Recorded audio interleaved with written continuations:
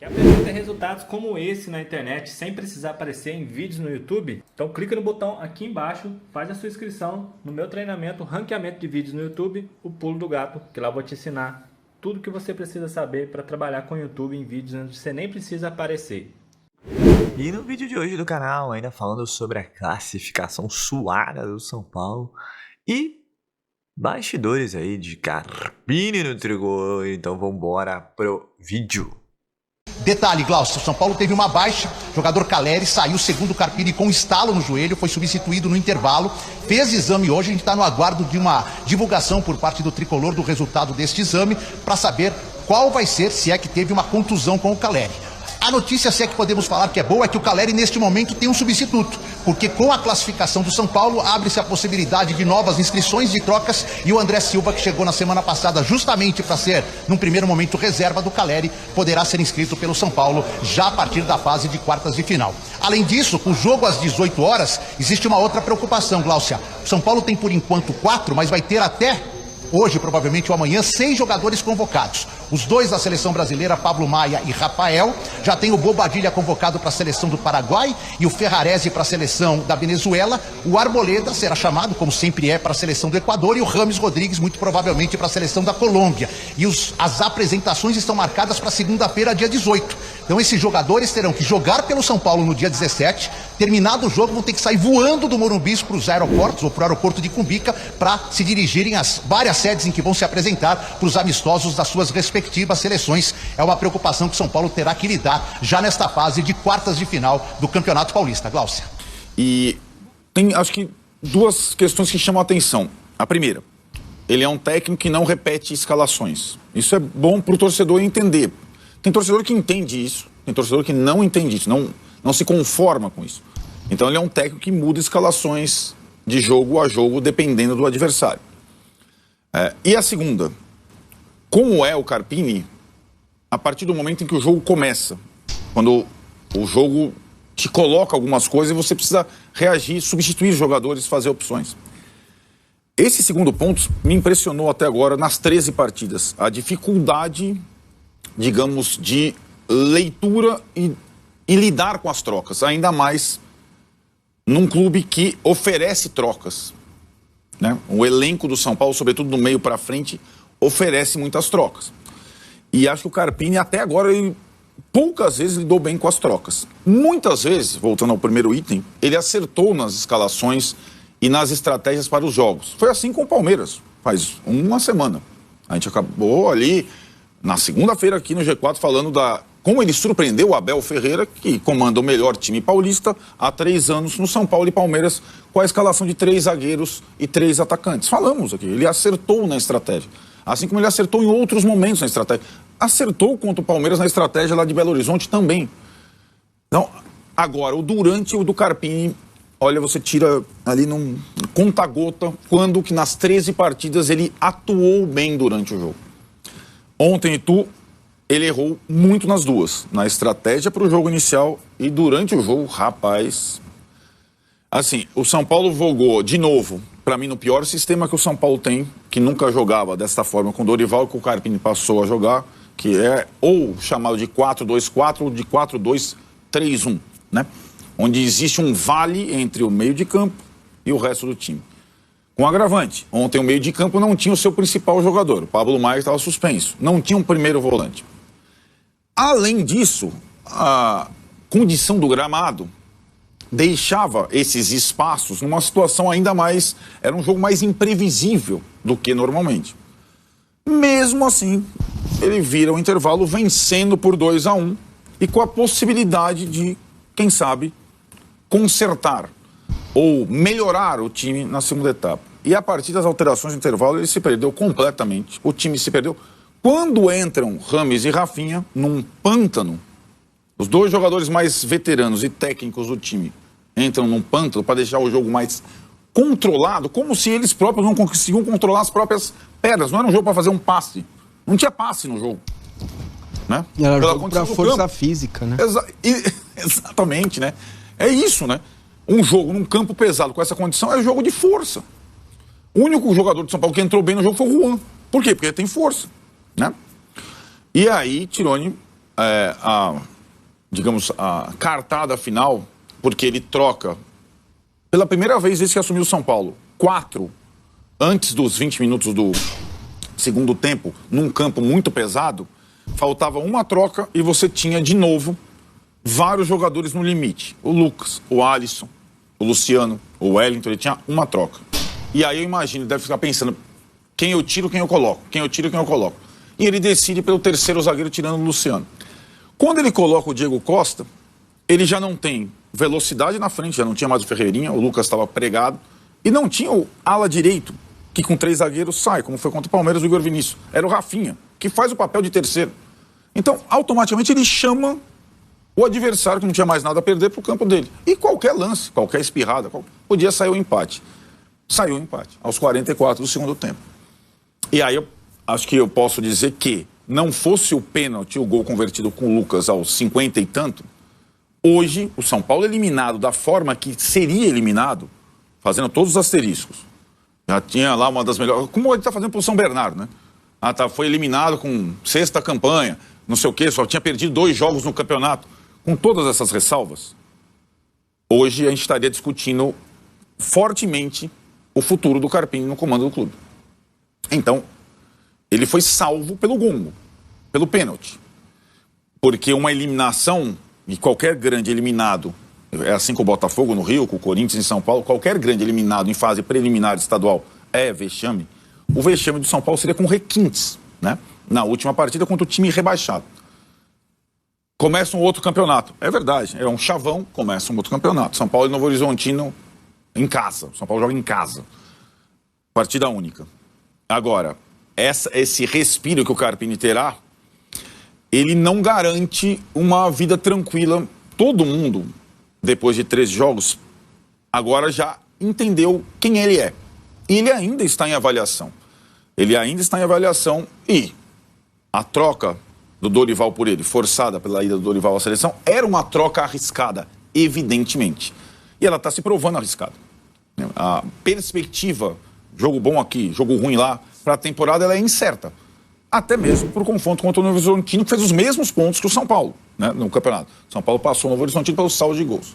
Então, o Carpini está em avaliação, e só está em avaliação porque o Lucas fez um gol de pênalti na última bola. Junto então, vamos falar aqui sobre São Paulo, sobre essa questão do Carpini, e a informação que eu trago para vocês é a seguinte: mesmo se o São Paulo tivesse caído na primeira fase, não tivesse passado para a fase final do Campeonato Paulista, a diretoria já tinha tomado a decisão e não iria demitir o Thiago Carpini, não seria demitido. Essa é a informação que eu apurei, que eu trago para vocês. Claro que esse momento de instabilidade, tudo que está acontecendo, a diretoria acompanha isso de perto, sabe que o Carpini tem alguns questionamentos e existem questionamentos internos também, natural, né? O que eu ouvi foi, todo mundo erra, o Carpini erra, o Abel Ferreira erra, o Antônio Oliveira no Corinthians erra, o Carille no Santos também erra. Enfim, estão acompanhando o desenrolar dessa história, mas estão dando suporte ao Carpini. Porque assim, o que eu ouvi da diretoria foi, o Carpini teve derrotas contra a Ponte Preta e derrota contra o Santos. No clássico contra o Palmeiras, é claro que os episódios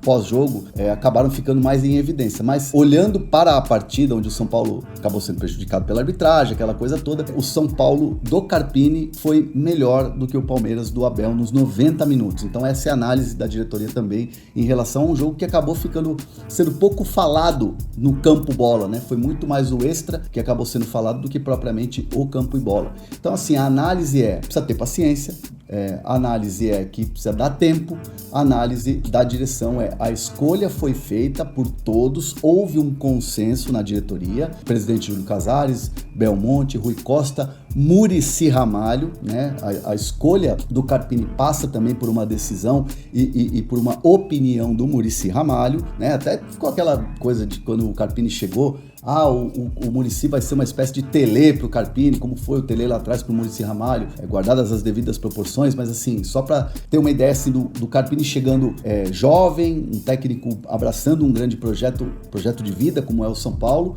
e tendo ali como costas largas o Muricy para dar o respaldo para ele. É algo que, é claro que no momento de instabilidade, no momento em que você fica 4 jogos sem vencer, a turbulência ela aumenta. E o Carpini tem as suas convicções, o Carpini tem a sua personalidade e tenta, de certa maneira, impor ali o que ele pensa de futebol, junto com a direção, nas conversas, junto também com o Muricy Ramalho, no dia a dia ali, no bastidor do CT. Em relação aos jogadores, pelo que eu pude apurar, jogadores acreditam no trabalho do Carpini, né? Os jogadores entendem que o Carpini também merece tempo. É claro que ninguém está satisfeito com o desempenho do São Paulo, nem os próprios jogadores, nem o próprio Carpini, todo mundo quer mudar, mas essa mudança ela vem de resultados, né? Os resultados precisam aparecer para que essa mudança também ocorra, para que volte a ter confiança. Então o São Paulo, nesse jogo de ontem que classificou, não teve uma grande atuação.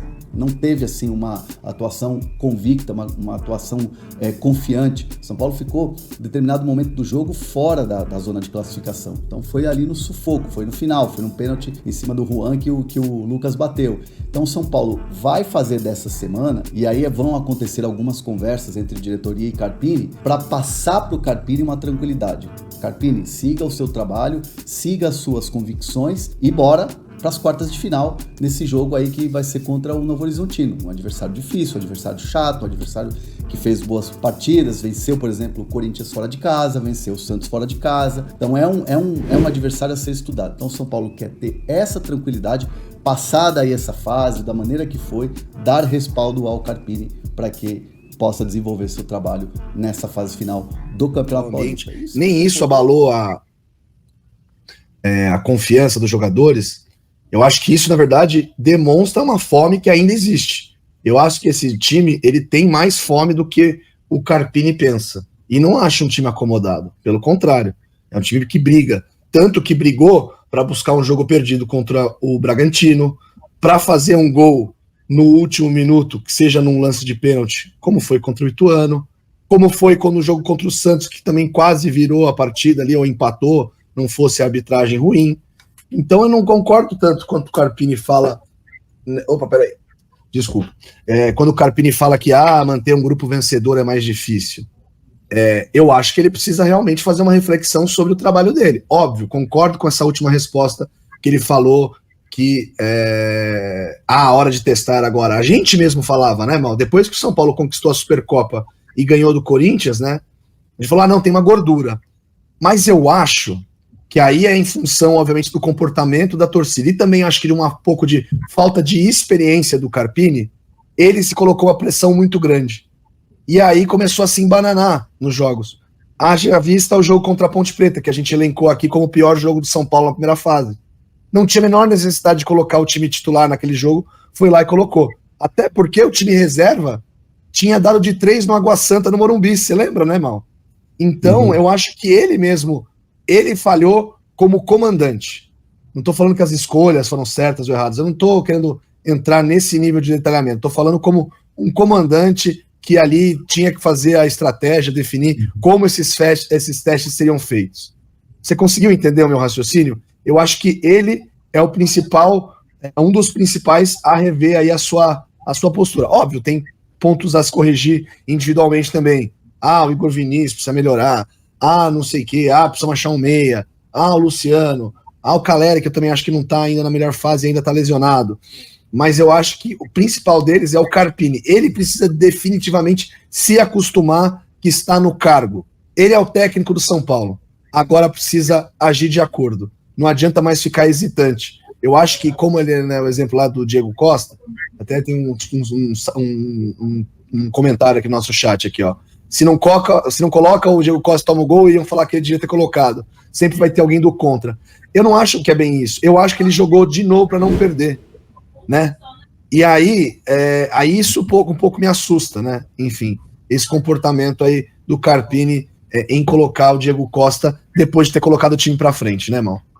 Não sei o que você pensa. Pessoal, acho que o tema principal do São Paulo no começo dessa semana são dois, né? Primeiro, a classificação. O jogo no Morumbi, que está confirmado para o domingo às 18 horas, deve estar lotado contra um visitante indigesto. O Novo Horizontino venceu o Santos e Corinthians, por exemplo. Então vai ser um jogo duríssimo, até porque o São Paulo não está nos seus melhores momentos. E claro, o outro ponto da discussão sobre essa queda de rendimento, ou se, no caso, o São Paulo pode render mais, é a questão do trabalho do Carpini, né? O André Hernan até colocou aí os bastidores do que poderia vir a ser uma demissão do Carpini e, segundo o repórter, nunca foi cogitado. Mas eu sou também da linha do Arnaldo que se São Paulo fosse eliminado, ia dar muito pano para discussão, né? E o São Paulo só não foi eliminado aí pelo talento dos seus jogadores, porque as decisões do jogo de anteontem foram muito ruins do Carpini. Tudo bem, técnico jovem e tudo mais, mas poxa, colocar Rames e Rafinha num pasto daquele não deu para entender. E, bom, vida que segue, São Paulo conseguiu a classificação suadíssima, né? Pode usar várias expressões como eu usei ontem na Bacia dos Almas e tudo mais. Agora ele tem uma semana para trabalhar essa equipe aí, para de preferência mostrar o melhor futebol, né? Lembrando que o São Paulo vai perder alguns jogadores para a seleção brasileira, como Pablo Maia e Rafael. Então vai ter que repor aí, possivelmente vai ser o Jandrei. E aí o volante fica a dúvida que o Bobadilla não foi bem. Mas também fica a dúvida com relação a quem, né? Porque o Gustavo tá machucado, né? Então deve ser o Bobadilla mesmo. E vai acabar botando o Michel Araújo ali, que normalmente é o fiel escudeiro do Rames Rodrigues. Quando o Rames entra, tá lá o Michel Araújo lá pra segurar o rojão. O São Paulo fica na dúvida também com relação ao Caleri, mas agora tem o André Silva, né? Você já tem o cara para substituir o argentino. Fica também a preocupação a isso, com relação à lesão do jogador, se é grave, se não é. Porque num campo daquele era difícil, sair ileso, né? Porque era um pasto, não era um campo, né? O meio campo era bizarro, de uma poça d'água lá que a bola parava toda hora. Então, assim, é isso. Acho que a discussão ainda durante a semana vai ser qualidade do elenco, rendimento e o treinador que não tem experiência de Série A. Acho que vai ser muito batido e o Carpini só vai conseguir responder a isso com resultados, com vitórias, com melhora do futebol do time tricolor dentro de campo. Simples assim, né? Então, é isso. Agora fica aí o São Paulo pega o Novo Horizontino, depois para frente aí depende da combinação dos resultados, né? Normalmente é o primeiro contra o quarto, o segundo contra o terceiro. Se as equipes óbvias vencerem, seria São Paulo e Santos, Palmeiras e Bragantino. E aí fica a dúvida de onde o Santos mandaria o seu jogo. Contra a Portuguesa já vai mandar na Vila, né? Não vejo onde mandaria um jogo em São Paulo. Na Neoquímica Arena, por mais que o Santos tenha torcida em São Paulo, não sei se seria uma opção, não. Acho que se vier a cagar a sanção, acho que deve ser na Vila Belmiro mesmo. Mas até lá tem muita coisa para rolar. Primeiro, o São Paulo tem que passar por um Novo Horizontino, como eu disse, time duríssimo, mas é obrigação o São Paulo passar pelos investimentos, pelo elenco, pela grandeza. Então tem tudo embutido, né? Agora vamos ficar de olho aí durante a semana para saber como é que é a situação do Caleri. E se voltará algum dos machucados, né? Você tem Nicão, você tem o Wellington Rato, você tem o Gustavo. O Nestor ainda não, mas você também tem o Nestor. Então, assim... E agora pode vir a ter o Caleri, que realmente seria um grande desfalque. Mas agora você tem um grande André Silva, que a gente espera aí que comece com o pé direito. Então é isso, pessoal. Eu sou Marcelo Mazorra do canal Mazorra SPFC. E se você quer ficar nas últimas das notícias, as novidades do São Paulo Futebol Clube, não deixe de se inscrever no canal, ativar o sininho para notificações e se puder nesse vídeo, como eu sempre peço, deixa aquele likezão, tá ok? Saudações tricolores, uma ótima terça-feira a todos e valeu! Aí pessoal, eu tô aqui com a minha conta da Monetize aberta, tá? O gráfico de venda, tô aqui também com a minha conta da Hotmart aberta, vou dar uma atualizada aqui para você ver. Clicar aqui no dia 1º de abril ou dia 28 de abril. Vou clicar em aplicar e também em filtrar. Veja que dá para fazer muita coisa, né? Se você aplicar técnicas de YouTube, tá? Esses vídeos de YouTube, a maioria deles eu nem apareço e dá para ter um resultado legal. Nos últimos 28 dias, esse aqui é o meu saldo que eu ainda não fiz saque. Então eu vou deixar o link embaixo agora do meu treinamento, onde eu estou ensinando muitas pessoas a conseguirem iniciar nesse mercado em vídeos no YouTube sem precisar aparecer, tá bom? Passa lá, faz a sua inscrição, eu te espero lá na área de membros. Valeu!